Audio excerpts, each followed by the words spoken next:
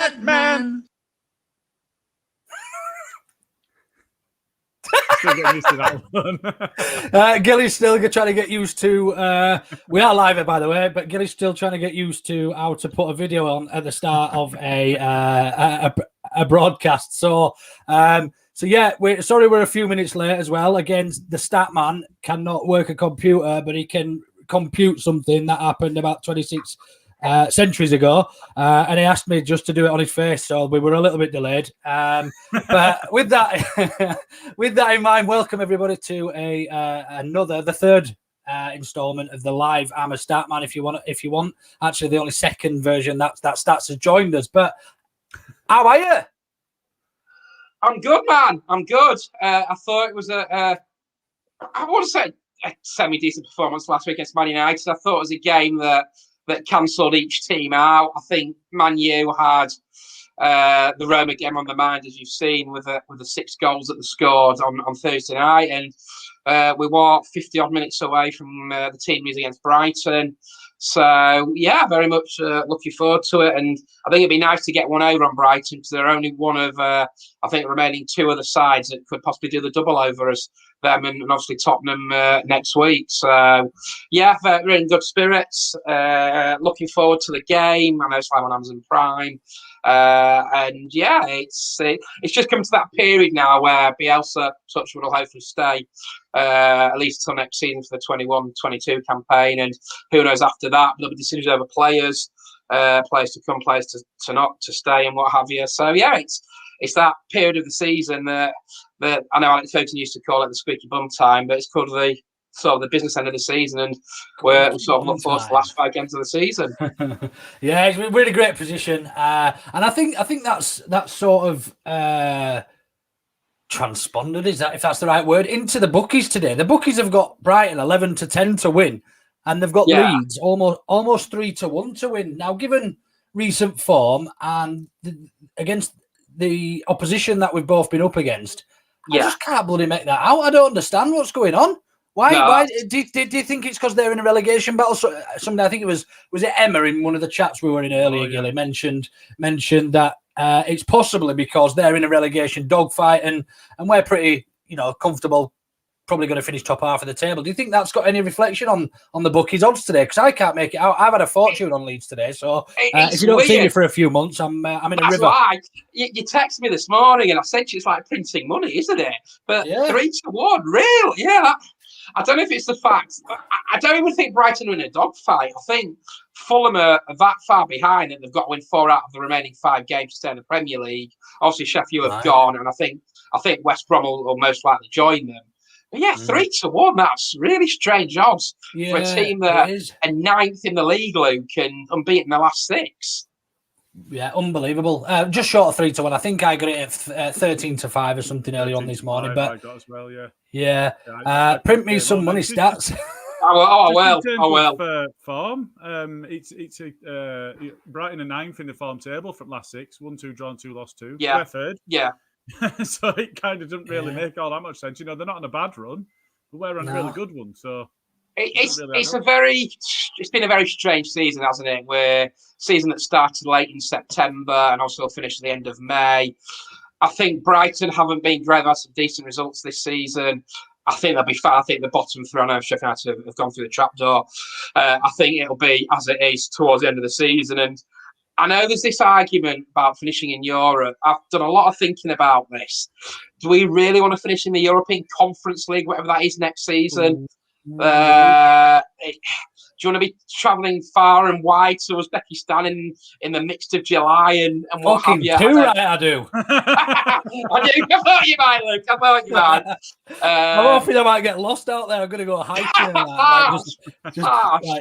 I think, as terms of for the development of the team, personally, I think finish 8th or 9th this year. I'd love to finish above Arsenal. I'd love to finish above Aston Villa, because there's been a little bit of needle between those 2 sides over the last couple of seasons. And then I think maybe next season, really possibly push on for European place. I did actually say at the start of the season, finish top 6. I might not be far off. I just said that sort of jokingly. Where do we have to finish, Stats? Where do we have to finish based on no sanctions for the ESL clubs? Yes. And given that Chelsea might win the FA Cup, Yes. where do we have to realistically finish to get the Intertoto Cup? It's a brilliant. I love the on Intertoto Cup. Absolutely brilliant. I think and this could be wrong because the stipulations change all the time. I think we have to finish 7th. Right. So I think you can only have 7 teams in Europe. Is that to enter the I don't know what they call it, the early rounds of the UEFA? No, this would be to enter there's a new European competition. Yeah. There's Europa League, and then there's this European Conference League. Now, if you follow Daniel Kilburn on Twitter, the Beef Toucher, he knows all about it. He's been tweeting about it vehemently this season, and he knows everything about it. The Beef Toucher. That's what he used to be. The Ham Toucher and got banned. That's the one, Gilly. That's the one. He knows everything about it and what have you. So yeah. No, it might be worth asking him about it, getting him on. Yeah, he's your man. He's definitely your man. He knows all about that competition. So can you imagine getting drawn out of Iceland in July? It'd be brilliant, though, wouldn't it? I mean, you say you laugh and joke about it, but for a promoted team, I mean, it has been for us to actually have an opportunity of getting in and playing in a European type competition in our first season back. It's going to be worth plenty of money to us, firstly. But it's also going to put Victor Orta in a great position through the summer to attract some real good players for probably a bit less than we might have to pay if we weren't in the European absolutely. I know. I laugh and joke about it. Yeah, I know. I laugh and joke about it, but in all seriousness, if we were to finish this in 7th, it'd be an unbelievable achievement for a team. If you look at the team that we've had, the majority of the starting lineup and the majority of the squad, because obviously Llorente only came back January, February time. Koch's only just come back. Rafinha's out injured at the moment, and Rodrigo could be back for the Brighton game this afternoon. The majority of that squad are championship players, and that just shows the job that Bielsa's actually done with this team. He's our most important signing this summer. Bielsa. Completely agree. Leeds fan. Completely anyway, agree. Then, let's go move on slightly into this afternoon, into a sort of just under an hour's time. Sorry, just under 2 hours time till kickoff. Just under an hour until the teams are announced. But where do you see where do you see Bielsa picking his new? Where do you see the lineup? I suppose because there's talk of Costa being injured. There's talk of Costa being injured. Now, if Costa is injured, I think I'd probably like to see him play. He's little come Ian. On the last couple of little Ian. I like to give him a bit of a run out towards the back end of the season. He's not had too many opportunities because of the team doing so well this time round. So I'd probably like to see him play. I'm intrigued to see how Ben White does against Paddy Bamford this afternoon. I'm trying to think who else is at Mope's at Brighton. Alexis McAllister's at Brighton. So they've got some decent players.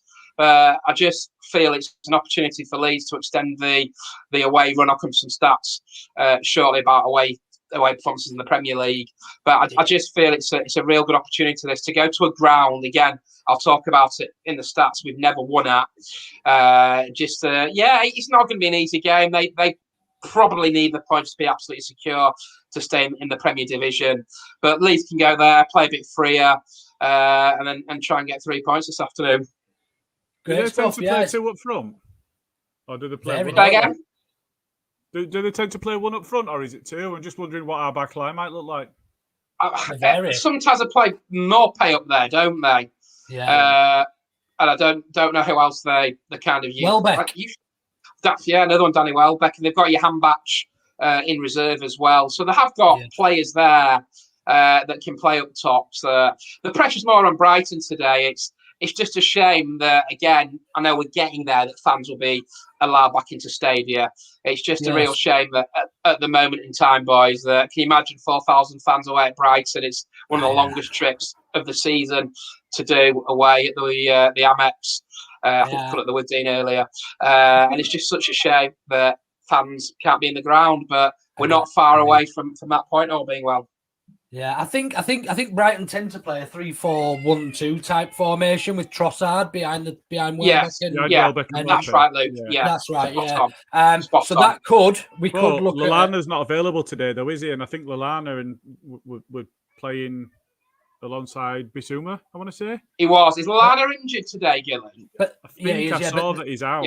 Yeah. But that Pascal Gross will just slot in there for them. Probably. Yeah, he will. He will. So that I mean, in terms of sort of the lineup, I think we could probably pretty much write the Leeds United starting team today. Yeah. Other than the wingers, I think everywhere but the wings is probably where we're certain. So yeah. So yeah, that leads us nicely on them. Given we've got a general idea of how the teams might line up. Stats. What's your? Are you going to stick your neck out on the line today and be a Leeds fan, or are you going to sit on the fence? I'm sticking my neck on the line today. Do you know what? Maybe I was too confident last week. I thought we'd beat Man United. I think a lot of other people did as well. I fancy us to win, and I'm going to go for Brighton and Albion 0, Leeds United 1. Oof. Tell you what, you don't like your exciting games, do you, Stats? Eh? No. I think it'll be tight. Because Brighton, we don't concede that many goals. Brighton have done well with defence. Lewis Dunk's had a really good season. I have to say, Ben White's had a really good season at Brighton, which pains me to say it. But obviously, we've got Robin Koch, Drago Llorente, Strike, and Coops, who've done brilliant this season. In fact, 1-0 win Leeds, and I'm going to go for Paddy Bamford. Paddy Bamford. And you're going to throw a minute out there? What minutes are you going to score in? Come on. First 29. half, 29. Well, I'll tell you what, have a bet on that. You'll get better than 3-1 Leeds odds, I tell you. You're not wrong. You're not wrong. Wicked. Great stuff. Well, we've got to the part of the show now that everybody likes to join and ask questions and test your knowledge stats. So we're at that part of the show where you can tell us all about your crazy ass stats. So go on, give us some bits and bobs on Leeds and Brighton. Yeah, interestingly, we've had six visits to the Amex, and we've never won. I think it's 2 draws, 4 defeats. So we are trying to keep that record going. If we should win today, it'll be also our first victory at Brighton since November 2009. We won at the old Withdean Stadium thanks to a 3-0 victory. Jermaine Beckford, Robert Snodgrass were on the score sheet that particular day, Neil Kilkenny as well. If we do win today, it'll be our 9th away victory in the Premier League, and that's the most with Ipswich and Sunderland for a newly promoted side to get that many victories away from home. And the big stat, which I'm waiting to do, I hope Bamford does it. If he does score today, he's still got 4 more opportunities to do so. If he does score, he'll become the first ever Leeds United player to score in every calendar month of a calendar month, basically. He's obviously scored in June and July last season. So a few to get yourself into. So did he score in April then? I'm sorry, I don't mean this year. I mean, as a whole, as a Leeds United player, he scored in April 2019 against Preston. So I should have made a bit more. That's me. Should have made a bit more clear that he should have scored. And he scored in April 2019 against Preston at Deepdale. Right. Bloody hell, eh? There's no getting past you, Stats. I try. Nice one. So then we're moving on to the last part of the show, I suppose. Yeah. In that we try and remember between us. Well, basically, Stats just tells you all. 5 players that have represented both Leeds United and Brighton and Hove Albion, please. Let me start you. Oh, yours, Luke. Oh, yours. White, I'm done. Ben White at the back. That's it, the ones that I can remember: Casper Ankergren, yeah, goalkeeper. Dan Harding, left back. Don't remember him. Left back came in a really slim lad. Yeah, came in the summer of 2005. A player whose son is now playing for the academy, Sebastian Carole, or Carole, however you want to pronounce it. Little nippy winger. Ian Westlake had a spell at Brighton and a spell at Leeds. Bradley Johnson also had a spell at Leeds and Brighton, and as did Billy Painter. Bloody bad, no. And you could have also added in there Andy Ritchie, Terry Connor, or Chris Wood. So you've got quite a few to be going on at. Did you say Bridcut? Liam Bridcut, another. Good Liam shout, Bridcut. Gilly. I like it. Liam Bridcut, who we tried to sign so many times, and then came eventually on loan in November 2015. Great stuff. Great stuff. We have had a question while we've all been chatting, Jay, from Jay for you, Stats. Jay has asked, do you think we're a bit overconfident going into today's game? I think there's a line of confidence and cockiness. I think when you're 6 unbeaten, you're going to have that little bit of confidence about yourself. And you look at the teams and you look at the teams that we've been unbeaten against: Chelsea, Liverpool, Man City, and Manchester United. And you've got to go into these games feeling quietly confident. Look, we might end up with egg all over our faces. I think, as I said, I think we've got an opportunity today to get 3 more points and possibly look at that 8th place first, and then look at 7th after that. I mean, we've got to bear in mind these are our relegation rivals. Hey! Somebody had to say it. Do you know what, Gilly? There's words you don't say at the start of the season. Things like that can sometimes come back to haunt you. You look at what pundits have said in the past about Leeds and this, that, and the other. It's just using extra motivation. Never come out and make bold and brash predictions like that, because you don't know how the season's going to turn out. I think Brighton will be all right. I can't see them getting involved in the relegation scraps. I think Fulham are too far behind. But if Leeds were to beat them, I think it might ram a few words down the throats a little bit. Yeah. Cool. Just while we've got a minute or two more. Yes.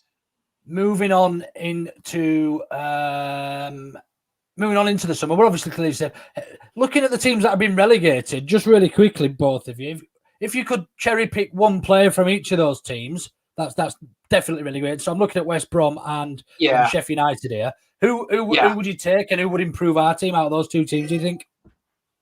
I think anybody from Sheffield United. The only one from Sheffield United who's been injured all season is probably Sander Berge. He's probably the only one who came very highly rated 2 seasons ago. West Brom, Pereira.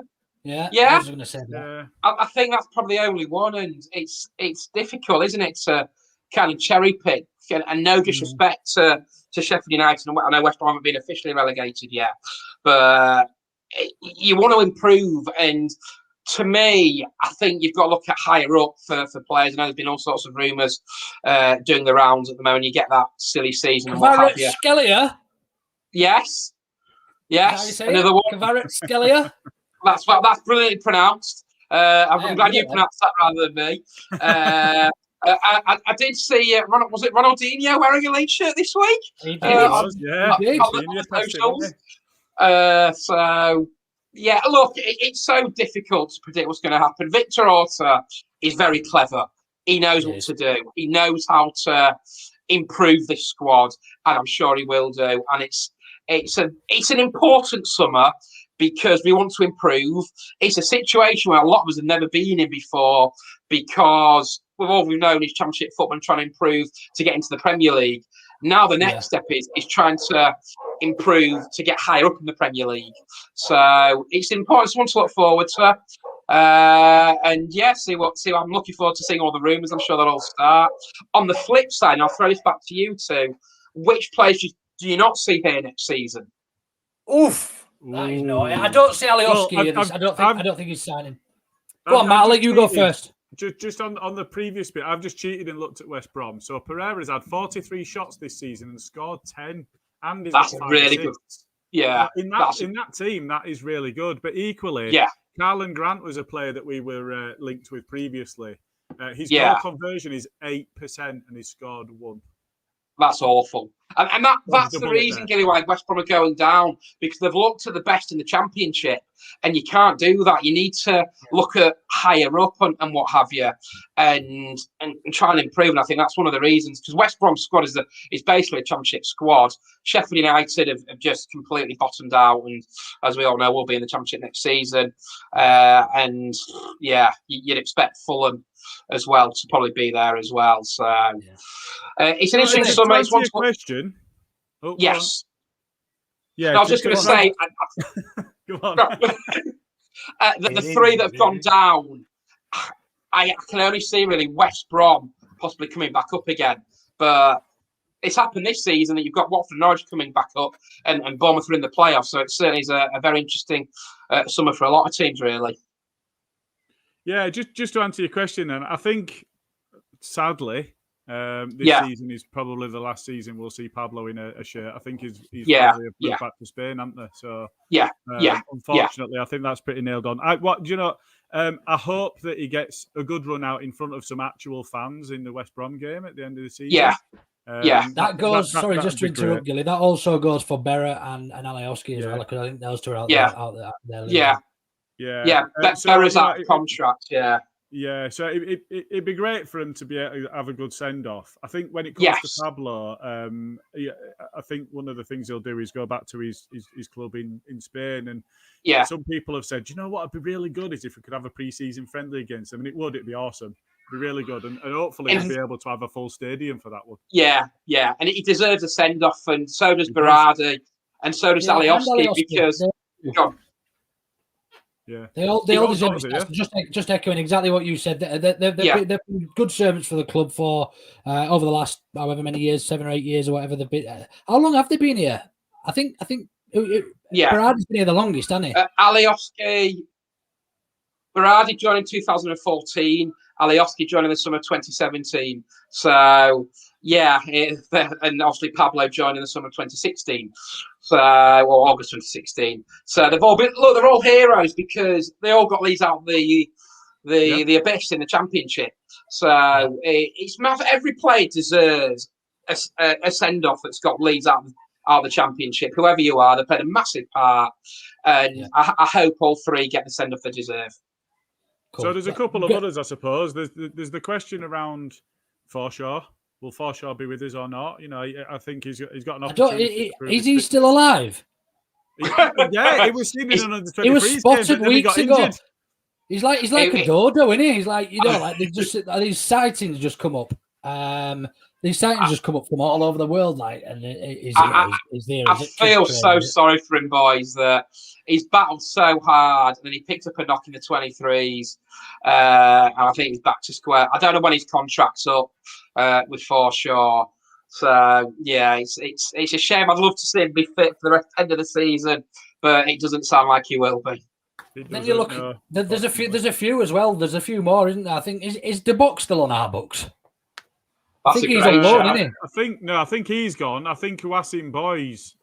Is he still on our books? I think does he go at the end of this season? And I think De Bock went fucking hopefully. Last season. Is he the Gucci still on our books? Yasuki Adiguchi. I don't think he is he? I don't know. I'd have to look at the squad list. That was at the start of this season. I think him and De Bock dropped off the books. We've got so many phantom players that you just that they were bigged up to be. He was the best. Adiguchi was brought to be the best. He's Japanese, isn't he? Yeah. He was brought in to be this, for us to reach out to to East Asia and that. And he was rated relatively highly, I think, from what I understand. He was. He played well in Germany before we signed him, hadn't he? Did he not go on loan to Germany? Yeah, I think we signed him and then sent him back to Germany, didn't we? I think he'd already been there. And then, there is another one, the elephant in the room.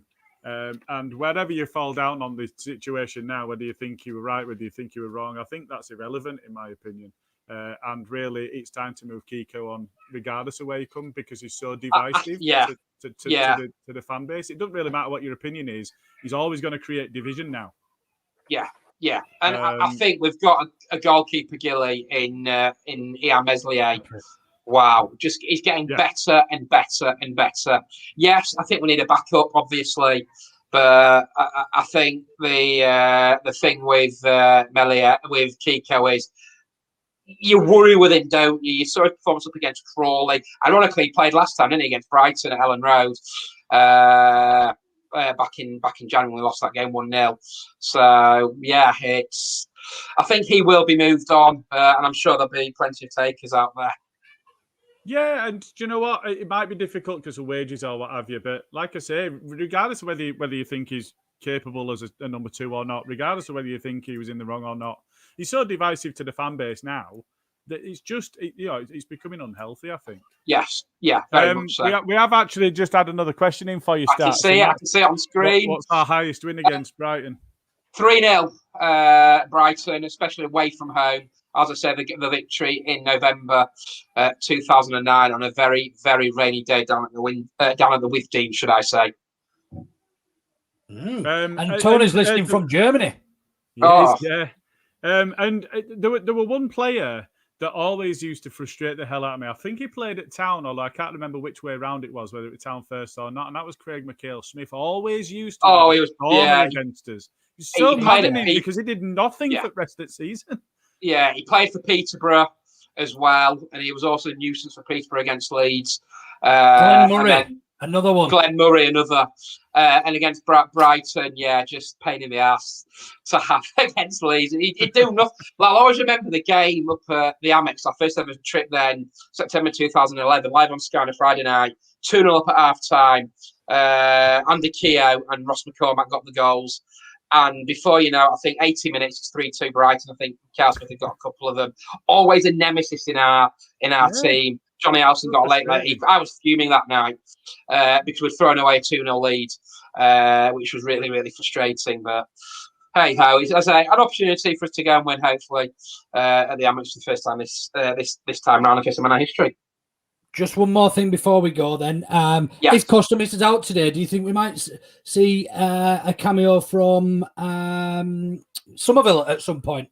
I'd love to. I'd love a couple of them to sort of have an opportunity to play at the end of the season. I know there was a report, I think Barron put in the Leeds Live that he might not see many youngsters this season. For me, I'd love to see some youngsters just have a go towards the end of the season and see how they go on. And possibly, I'm lucky he was on the bench last week, wasn't he?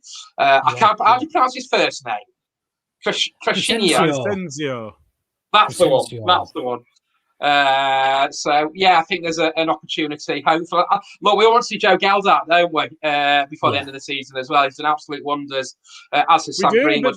That was the strange thing was that Greenwood and Somerville were on the bench, and Joffrey had been on the bench and then wasn't. Yeah. I don't know. He also missed the 23s. I don't know if he's got a slight knock or something. Off an injury, possibly. But yeah, just to elaborate on Stats' question earlier, we've obviously got a few highly rated youngsters that are out on loan that will be coming back in the summer as well. So whether or not they go back out on loan, we've got Mateus Bogus, who I think we've had an offer for apparently. And rejected. We've got Edmondson Gotts, Hosanna, McCalman, Mujica, I think his name is. Mujica, Alex Mujica. Yes. And then Temenzanikov. Well pronounced. Well pronounced. So yeah, I mean, there's a lot of young talent there that we brought in. I think over the past, certainly the young foreign lads, the Mujica, Bogus, and Temenzanikov, or whatever you call it. They were brought in to be sort of almost spoon-fed to becoming first-team players. Yeah, for the next. I think that was in the championship. So it was indeed. I suppose where we'll see where they stand during the summer, whether we look to sell or look to loan them out again. I think that will. With Bogus, I think there was an approach to loan him again for next season that was declined. Because it wasn't an English-based club, so that they want to keep him close. So potentially a loan, but a loan to a closer club rather than going offshore again. So that's probably a good sign for him. Like just what you've said, Luke, on McCalmont and Gotts, they've been absolutely brilliant this season. McCalmont scoring for fun at Tottenham. I think Gotts is the second half of the season has been on loan at Salford. He's done really, really well there. So it's interesting to see whether they will go on a higher level if they go out on. It looks like we've lost him. We'll go out on League One level or not. So yeah, really interesting summer ahead for the club. Yeah, and I look forward to it. And obviously, it's, as we keep mentioning, it's nice to be in such a position whereby we can start chilling out and relaxing and talking about potential signings in the summer. It's a real nice position to be in as a Leeds fan, and the lads have worked hard, including all the coaching staff as well and ladies.